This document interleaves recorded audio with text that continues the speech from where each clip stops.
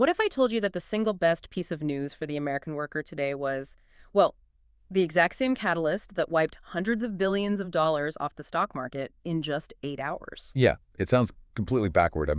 But that is exactly what happened. It really is.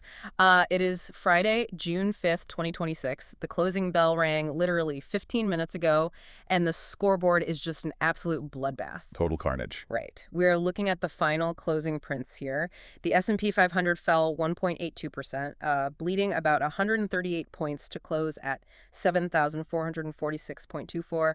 The Dow dropped 0.85%, shedding 439 points. And the NASDAQ just fell off a cliff. Oh, it was crushed. The Nasdaq Composite took the absolute brunt of the execution, plunging a staggering 3.07% and erasing over 823 points.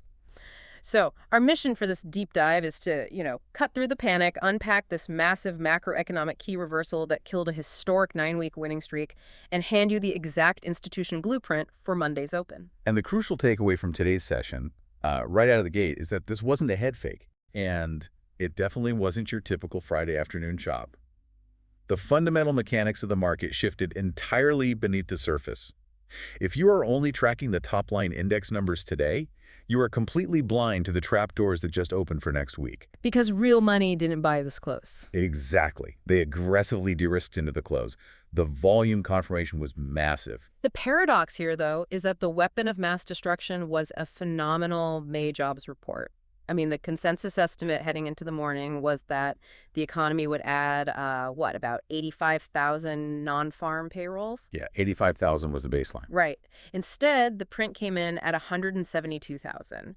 It obliterated the estimates, literally more than doubling expectations, while the unemployment rate stayed perfectly flat at 4.3%. Which is an incredible number for the economy. It is. But for anyone looking at that and thinking, a strong labor market should equal a strong stock market, we really need to talk about the time value of money. Because the market doesn't trade on the present.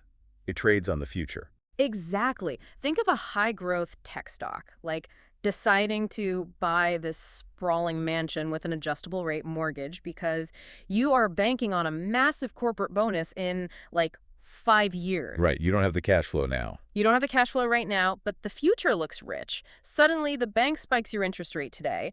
The physical mansion hasn't changed. Your future bonus hasn't changed. But your ability to finance that waiting period just collapsed. And that's exactly what the algorithms did to the equity markets today. They recalculated the mortgage on these astronomical valuations. The cost of capital just got way too expensive. Precisely. The specific mechanism triggering that recalculation was the bond market's violent repricing. When that 172,000 jobs number hit the wire, the 10-year Treasury yield went completely vertical. Oh, it ripped. It hit 4.54%, and the 2-year yield spiked to 4.15%.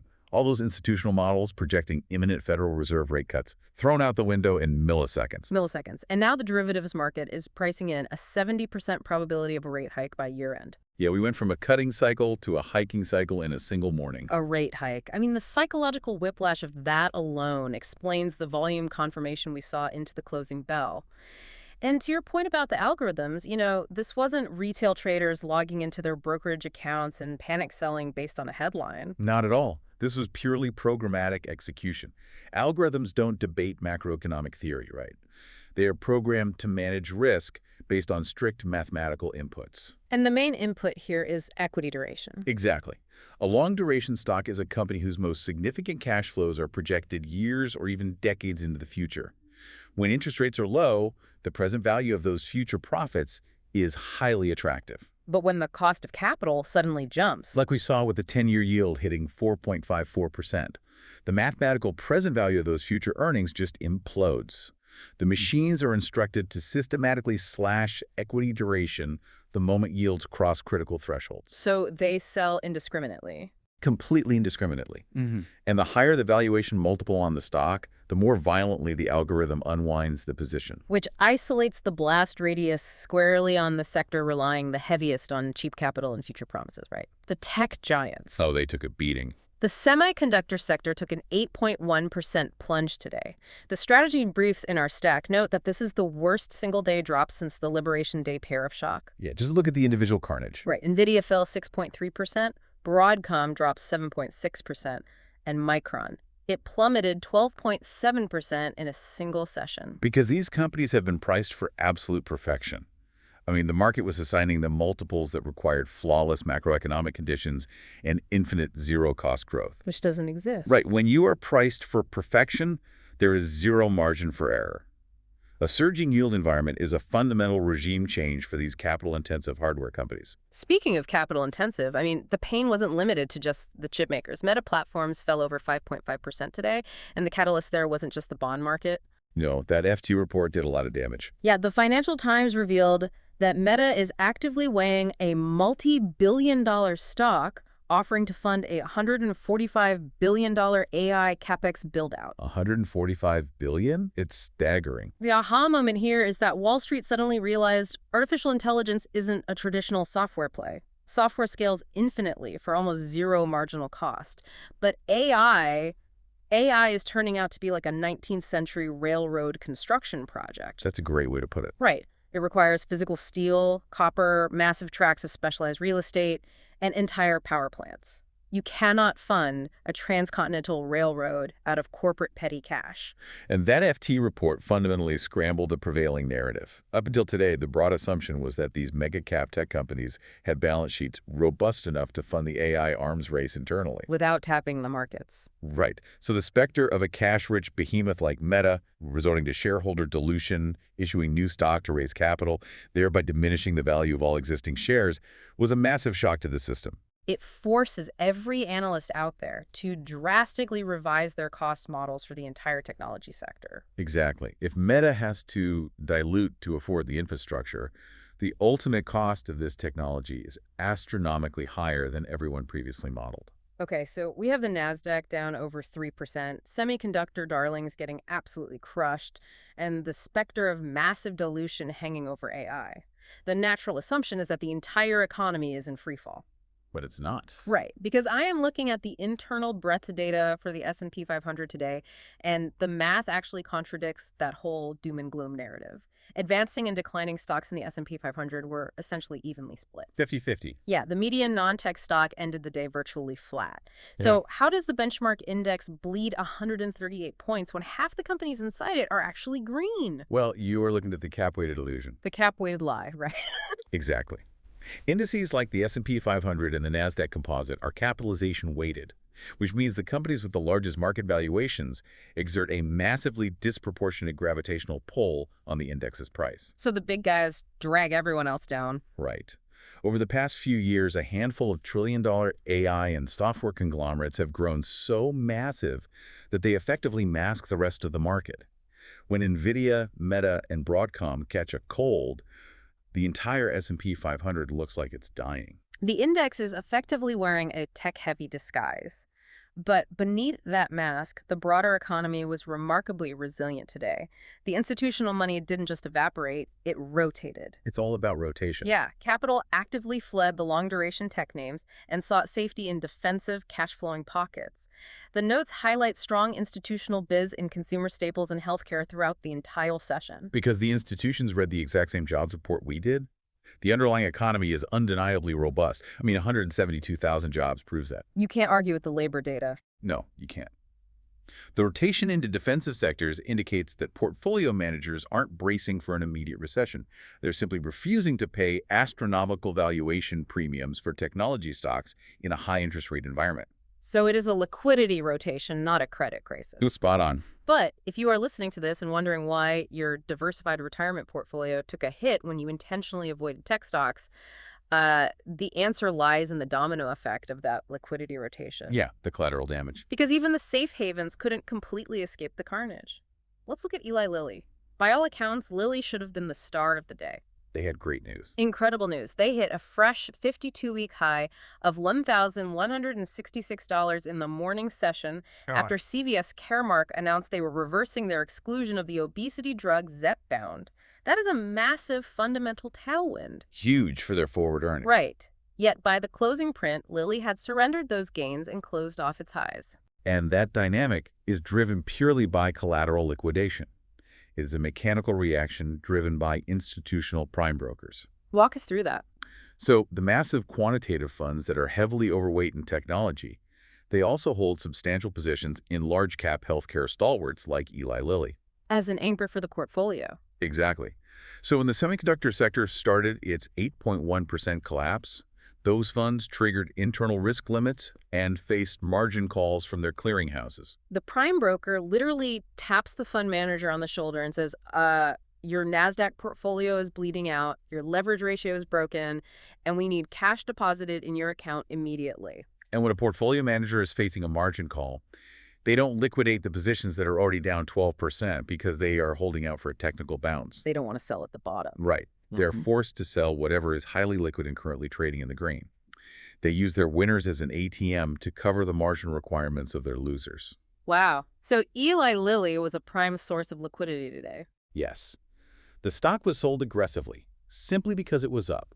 The good news literally made it a target for the algorithms. Mm. But, we also saw what happens when the underlying growth narrative of a stock actually breaks down in this environment. Lululemon plummeted 11.2%, closing down at $110.83. That chart is just broken now. It is. They cut their Q1 margin guidance, and the market response was ruthless. It proves that high-priced consumer darlings get absolutely zero grace period when they show any sign of fundamental weakness. The market instantly repriced the equity.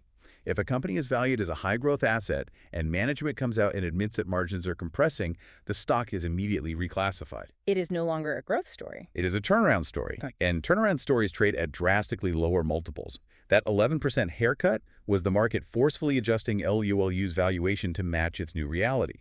Okay, let's shift our focus to the options market, because this is where the real institutional fear is quantifiable. Pre-market, the Dow was actually pointing positive. But throughout the afternoon, as the indices bled, the institutions refused to step in and buy the dip. They wanted no part of it. None. They aggressively sold into the close. We had massive block orders hitting the bids right up until 4:00 p.m. Meanwhile, the VIX, the volatility index, it just exploded, jumping 21.0% to settle at 18.65.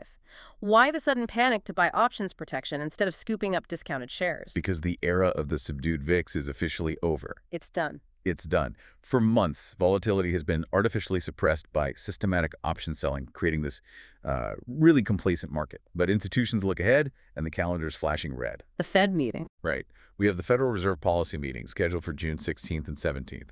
This introduces a massive unknown variable because we have the newly appointed Fed Chair, Kevin Warsh, stepping into a macroeconomic environment where inflation is sticky, the labor market is running hot, and the derivatives market is suddenly pricing in rate hikes. Yeah, a new Fed chair staring down 172,000 jobs print is a wild card no algorithmic model has historical backtesting for. Exactly. And add the geopolitical layer to that. The Middle East. Yeah, the escalating situation in the Middle East and the effective closure of the Strait of Hormuz are keeping global energy prices elevated. That feeds directly back into the sticky inflation narrative, which forces the Fed to remain hawkish. So institutions looked at that toxic cocktail of surging yields, a new Fed chair, and geopolitical supply chain shocks, and just decided they absolutely could not carry naked long exposure into the weekend. They scrambled for tail risk protection. If the VIX breaks and holds above the 20 level next week, we officially transition into a fear regime where those daily trading ranges will widen dramatically. Which brings us to the most critical part of this deep dive, the look ahead to Monday morning.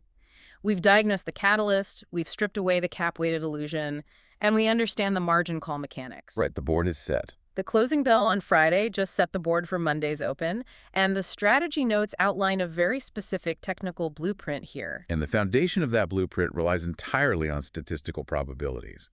Friday was a textbook, high-volume, macro-driven trend-down day. A mouthful, but yes. Basically, historically, when a session like this is catalyzed by an exogenous shock like that massive jobs report and the vertical yield surge, there is a 60% to 65% probability of a downward continuation into the next trading session. So the momentum is heavily skewed in favor of the bears. Heavily. So the default posture for a trader should be that the selling pressure isn't exhausted. And the options market positioning has laid some very specific, very dangerous tripwires. They really have. Let's look at the S&P 500 ETF, the SPY. It closed just above $750. The institutional data highlights a massive put wall sitting at $745.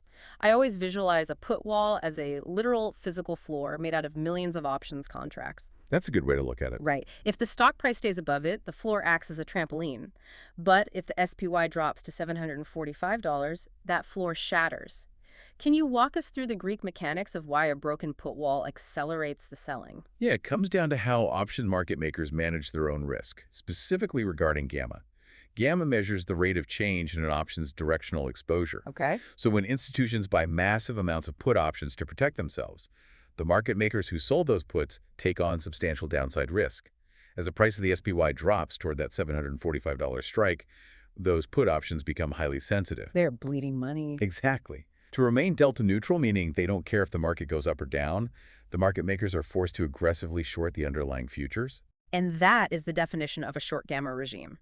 They aren't stepping in to buffer the market by buying the dip. Their own risk parameters force them to sell the futures into the weakness. Which pushes the price lower, which makes the puts even more sensitive, which forces more shorting. It's a mechanical doom loop. That is exactly what it is. And if that $745 level on the SPY breaks, the options data shows an absolute vacuum of support. The notes describe it as a trapdoor opening directly down to $730. Wow. $730. Yeah, that is a steep air pocket drop. And honestly, the situation is even more precarious for the NASDAQ 100 ETF, the QQQ. It fell straight through its positive gamma wall during Friday's session. Just sliced right through it. Right.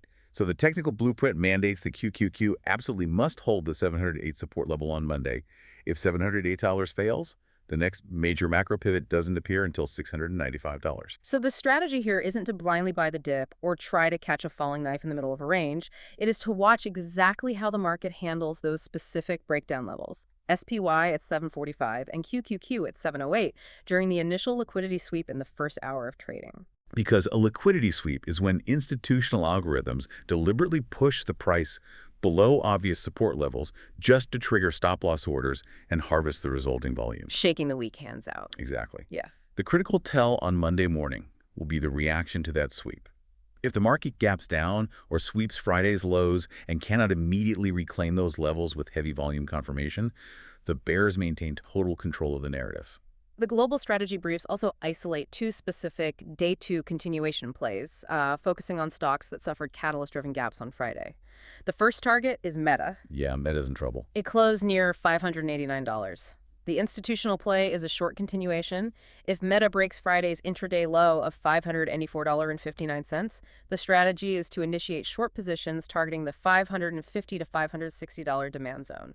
Because the underlying thesis is that this $145 billion AI dilution fear isn't just a one-day panic. Right. It is a fundamental reevaluation of the company's capital structure. Wall Street is recalculating the true cost of the AI arms race. In this environment, any weak morning pullback that approaches the $600 psychological level on Meta is going to be viewed as a premium short entry by quantitative funds. And the second day two plays zeroes in on Lululemon. The analyst notes are just brutal regarding the margin guidance cut. Oh, they tore them apart. Yeah, gaps of this magnitude, driven by fundamental deterioration, they rarely reverse on the first day. If LULU breaches that psychological $110 support level, it could easily trigger a secondary wave of capitulation selling, pushing the stock down into the double digits. So the tactical move is to play the break of 110, or to short the first corrective bounce attempting to test $113. It all revolves around the integrity of the growth narrative. When a company admits its growth is slowing while simultaneously facing higher capital costs, the valuation floor simply falls out. Right now, the growth story of the entire equity market is undergoing a severe stress test by the bond market. The velocity of this landscape shift is just staggering. I mean, just 48 hours ago, the indices were grinding out all-time highs on low volume, and today we are mapping out options trapdoors and short gamma doom loops. Things move fast. They do. But this is exactly why we deconstruct the institutional data. If you are trading Monday's open, you are stepping into next week's sessions equipped with the underlying breadth realities, the margin call mechanics of collateral liquidation, and the specific key technical levels dictating the algorithms. Because the noise of the headline numbers is irrelevant. The blueprint gives you the underlying market mechanics. You understand why the VIX is signaling a fear regime, and you know exactly where the tripwires are buried at SPY 745 and QQQ 708. But before we sign off, there is one final lingering macroeconomic paradox to mull over this weekend. Let's hear it. We just witnessed a shockingly robust human labor market act as the specific catalyst that popped a multi-billion-dollar artificial intelligence valuation bubble. Right. The machines ruthlessly sold off equities today, precisely because human employment was deemed too strong, forcing yields higher. So what happens to the entire market narrative when these hyper-expensive AI data centers actually start replacing those very jobs, fundamentally scrambling both the employment data and the tech sector's profit margins at the exact same time? That is the structural trillion-dollar question hanging over this entire cycle. Something to calculate before the opening bell rings. Keep a close eye on the 10-year yield, watch the volume confirmation on those key technical sweeps, and trade safe.